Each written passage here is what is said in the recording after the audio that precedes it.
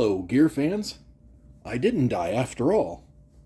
If you've been watching the saga, the rumors were that I had died of boredom playing the Tonemaster Pro. That's not true. I am alive. It did not kill me, despite the boredom. What we have here today is an unboxing, a mystery unboxing. There's quite a bit of gear coming in today, or this week, I should say. Give this a little slice.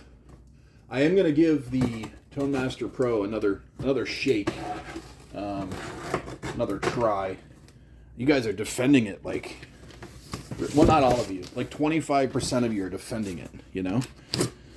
And it's preference, you know? It's not a bad machine. I said the amp sounded good, but I am going to give it another shake. Keep it around a little while, but anyway, what do we have here today from Amazon? Wow. Very awkward. Get myself a camera person. We've got... Wow. No exaggeration, this is my sixth one of these. Yeah, I got some decision-making problems sometimes. I can't decide, but what do I say? I mean, the Tascam Model 24 is a fantastic machine. I love it. I would suggest anyone go get one, but I have in the past made a list of pros and cons as to, for me, preference-wise, why this one's going to work a little bit better. For me, it comes down to the weight. It's only 8 pounds as opposed to 28 or whatever the other one is, 30. And that's important for me when I'm moving around. I mean, ultimately, I got to get back here to my 4 warm Neve clone preamps, but sometimes I need to go back there to the drum set. Sometimes I need to go to this electronic drum set. Sometimes I need to go over here to where my synthesizers are. Sometimes I need to go to a friend's house. Sometimes I need to go to a bar. I just missed a fantastic show at a brewery that I could have did. Now I could have put the Tascam Model 24 in, but this one is just, it's cheaper, it's lighter. I don't know. There's something a little more sleeker and faster. The Model 24 for me, I know it's only 20 pounds more or 25 pounds more or whatever, but it's just, this one just is a little more grab and go for me. And the metering. For me, like the selling on this, it's the metering. That Tascam Model 24, I've had bands down here, and I'm trying to get levels, and I'm back here, or I'm over there, or I'm micing something up, or I can put amps and people in that room to do vocals. It's the metering. I can see the metering from across the room on these faders. So, I mean, I can justify it all different kinds of ways. They're both fantastic machines. I'm not saying get this one over the Tascam Model 24. Just what had happened is at Christmas I had one of these, and I had my Tascam had come back after Canada Post smashed it. Oh, this one comes with a USB cable. Model 24 doesn't give you a USB cable. It's interesting. This one almost looks like... Is it a return? Could be. I mean, I've frickin' returned 6 of them. So it could be. I was hoping for a return, to be honest. I searched for a few weeks going, come on, someone's got demo stock.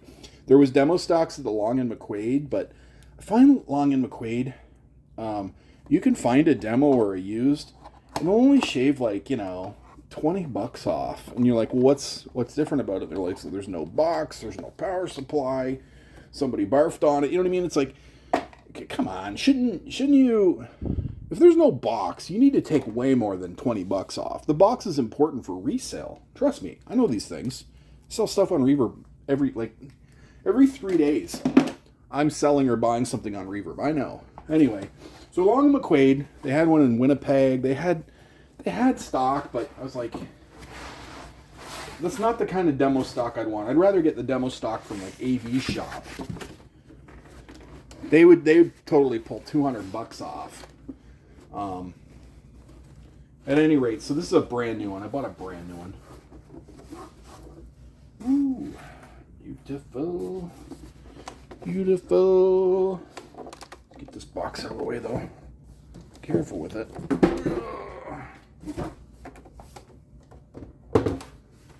Oh, yes. You are beautiful. All right, where am I going to plug this bad boy in? Over here, I guess. Bear with me.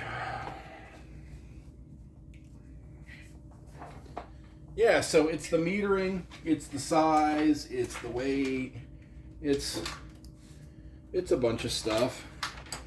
I don't love that this is a wall wart adapter as opposed to an IEC, like the classic IEC, but I can live with that.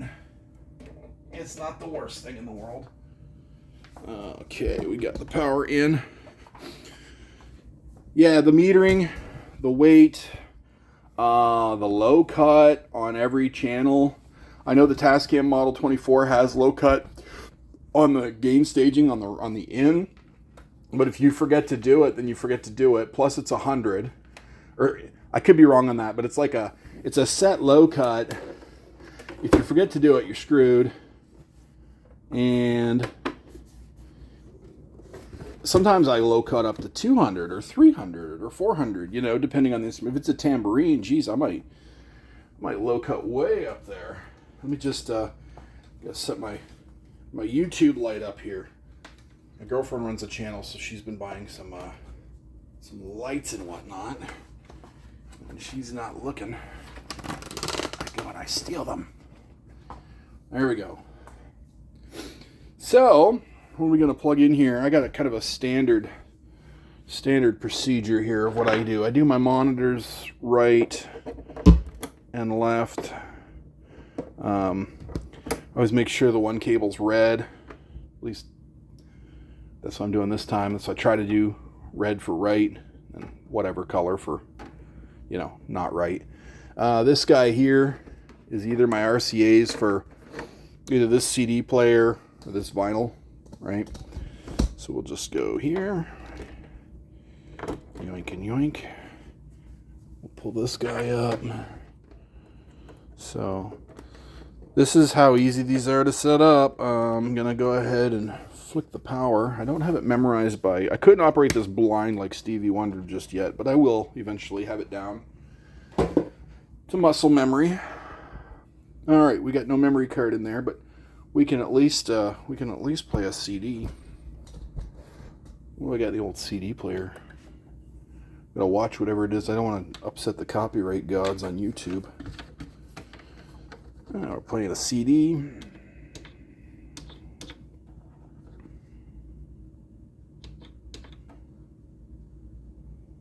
Or are we? Yep, we're playing a CD. See, I can tell because I got the metering. See? There's no metering like that on the Tascam Model 24. It's just a little bit of black metering here, and then you get a little clip light. So I can tell you right now, just by looking at this, that you know, I'm playing audio. So I don't know what's in the CD player right now. I'm just gonna slowly lift this fader. Christ's sakes, Charlie. Oh, there we go. Send them your love. I can play this. I ain't gonna get sued for this. Pictures from happier times. Guided by voices. Babies acted like babies. So did my troll commenters. Yes, I can stop that. So yeah, we're ready to go here. That's it. She's set up out of the box. Also, so the other thing over the Tascam Model 24 is there's no split tracks till you get to 17, 18, 19, 20. I consider these damn near unusable anyway. Obviously, I put my record player and my CD player through there, and I leave the two for USB return. So I really don't use these. So I just consider my studio to be a 16-track studio. This is it. You don't go past here, at least for my own albums. I think 16-track is enough. Bohemian Rhapsody was done on 16 tracks, so how many more tracks do you need? You know, speaking of Stevie Wonder's Superstition, Michael Jackson's stuff, it was all done in 16. So it's like, how many tracks do you really need, right? Now, I do have clients that get fussy. In which case, you can go into Reaper on the computer. So I got my computer right here set up with the Apollo, and sure, you can go to 1,016 tracks if you have to. I don't like doing that. I think get your song, your production, whatever it be, get your song done in 16 or less, you know. If you can get it done in 8, lots of great stuff was done in 8 tracks. If you can get it done in 4, get it done in 4, you know. Less is more, I think. And it's a lot less stuff to mix later on, because you got to mix all that stuff later on, right? But yeah, so the major points over the Tascam 24 for me were the weight of the machine, you just woo, you know, grab it and go. Weight of the machine, 16 mono instead of splitting them at 14, 15, 16, 17, 13, 14, 15, 16. I hate those split tracks. I just hate tied stereo split tracks.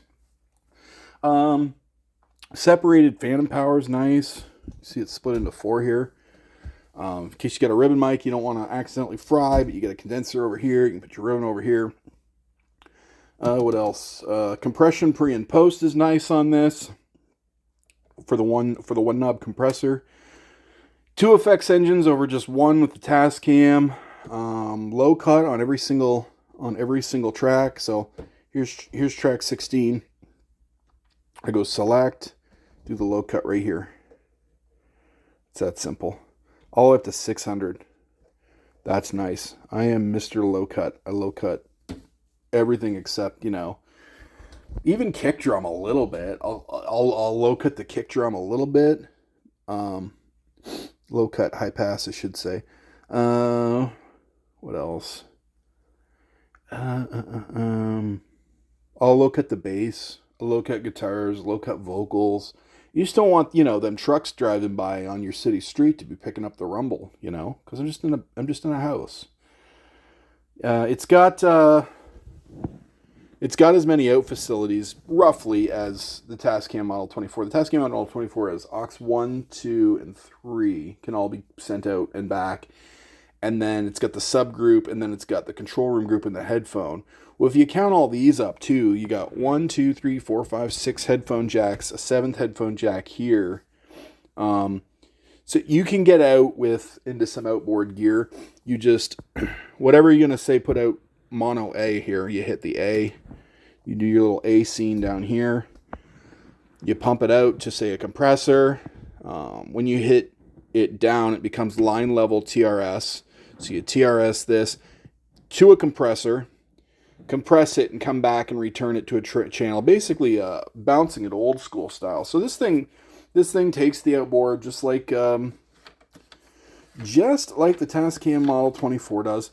Now, one thing I think the Tascam Model 24 does better, and I'm going to prove or disprove that soon in another video here, is that the manipulation of the file structure on the card. I found I could get away with more on the Tascam Model 24. I could rename stuff and, you know, nudge files over. I could screw with the memory card. Whereas if I remember, this guide is not like that. If you put all your tracks in the computer, say in Reaper, as far as I know, the only one easy way to bring them back, unless you're literally going to spit them out, I don't even have 16 outs. My Focusrite I've lent to somebody. Unless you're going to spit them out and re-record them, your only way elegantly back into the machine is via USB stick. You know, one of these flash dudes, you know. I think that's how you'd have to do it. That's how you would have to bring on this. But I am going to try to cheat. I'm going to try to kick this into card reader mode, which you can do with the USB into the computer. And then I'm going to try to manipulate the files, the WAV files. I'm pretty sure you can say via track 3 and 5, and you wanted what was on 3 and 5. I'm pretty sure you can screw with the file names. You could just rename 5 to 3 and 3 to 5. And I think you can trick the machine into doing that sort of bounce. So you're like, let's just say, you know, the high Zs are up here on 1 and 2, right? Let's say you did a couple vocals on there, and you're like, dang it, I need one of these for directing in a bass. So you need 2 to go to 3. So you kick this thing into card reader mode, and go manipulate the files. So we will rename 3 to be 2A, or okay, rename 2 to be 2A, rename 3 to be 3A, and then rename 2 to be 3 and rename 3 to be 2. I really did an extra move that I didn't need to do and I overcomplicated that. You'll get it though. You'll get it. You'll see how they're all named consistently. If you can name them each other, and you got to do it in 3 movements, because there's already one called 2 and already one called 3. This is like that puzzle where you move the sheep, the lion, and the bale of the hay across the river. I don't know if you ever did that logic puzzle, but it's one of them. In 3 moves, you can rename them files, and suddenly track 2 is empty, or at least had whatever 3 had on it, and 3 has now got that second vocal, and now you are free to overwrite that bass with the direct in on the high Z. So the other thing that's annoying with this machine is this overdub button, but from what I remember, if I just hit it once per song, it's on for the day. So I'm working on a song, load up a song, and I'm like, it's overdub time. You hit that once and that sucker's supposed to stay on. So I hope so, because if not, she's going back. But there's not a lot out there right now, especially not with 16 inputs. There's still the Tascam 24s and the Tascam 32s and the Zoom 16s and the Zoom 24s and the Zoom R20. Like, there are some machines out there, but there's only a couple out there that have the 16 ins, and that's the Tascam Model 24 and the Zoom Livetrak L-20. And I want that many ins. I want to be able to do the whole band down here. If I've got guys coming down, and it doesn't have to be a big band either. You could spend, one bass player that sings. You could do 2 mics. Well, you could do one bass player, okay? His vocals, mic his cab, room mic his cab, and direct him. One bass player is 4 inputs, okay? And I could say that about any guitarist. His vocal, his SM57 on the guitar amp, his ribbon mic or his room mic on the guitar amp, and then maybe I want to get a direct feed for reamping. So that's one dude 4, right? So now you got a bass player and a guitar player, that's 8 channels. Another guitar player, that's 4 up to 12. That only leaves you 4 for the drums in that scenario. You know what I mean? Like, it depends on what you're doing off the floor. Or I know some of you guys with the big drum kits, you'll do 16 mics on a drum. Top and bottom I like to keep drums small and simple, but some of you guys are like, rush, So anyway, well, hey, thanks for watching. This is some of the thoughts about why I did sell the Tascam Model 24. Fortunately, when I get nostalgic, I can watch Mike over at I Love Recording. He still has one, so if I get nostalgic, I can watch him play with his. And I needed it light. I need it light and fast and cheap, and I need the metering. Let's just do a quick meter, because I want to make sure that I'm not wrong about how that metering works. What I mean by that is the first model I had, maybe it was an early firmware, I couldn't get the dang metering to work on the way in. So let's just try this. So the goal here, I want to be, I got an SM58 here. I want the signal to go in, but I don't want to hear it. So got myself down in the fader. I want to record that. Hello, hello. Okay, so yeah, I'm not getting anything out of that, but I want to. Okay, boom, boom. Okay, now with the solo light on, I can get it. I can get my metering. Hello, hello, hello. I should be able to get the metering. I guess I could lift the fader. Hello. Oh, there we go. Lift the fader, you get it. But to tell you the truth, I don't want the fadering up. You're probably thinking why. It's like, well, I just want to get a level. I want to see lights. I don't want to hear anything right now. That's fine. I'll just have this guy down. Besides that, I think there's a setting in here. I just keep talking, the meter keeps darting. 1, 2. I think there's a setting in here to do with it. Probably under system. Display firmware. Nope, it's not in here. How do you go back on this bad boy? Is it menu? Slate, project folder, record play metro. I thought there was a special setting. Control in. No, that's not it. Could be wrong about that. I thought there was a setting that actually would play with that behavior. System SD slate project folder record play. There we go. Record level meter off, on. I think that was it. So now, hey. Okay, so now I've got it. Hey, there we go. It was it. Did you see what I just did there?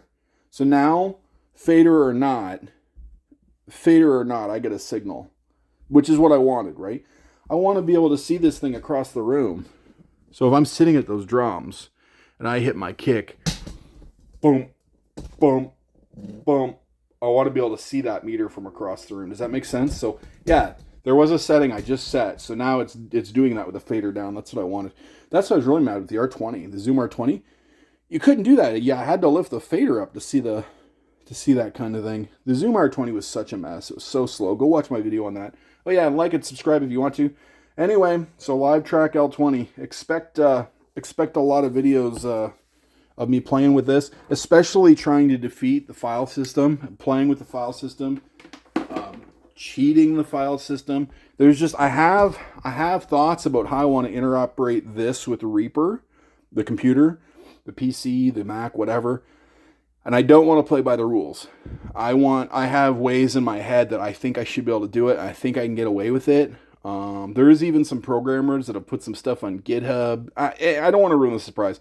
Put it this way. The way Zoom wants me to play with this with the computer, I ain't doing it that way. I'm going to cheat. I'm going to find easier, faster, hack ways of doing it. But anyway, hey, if you made it this far, thanks for watching.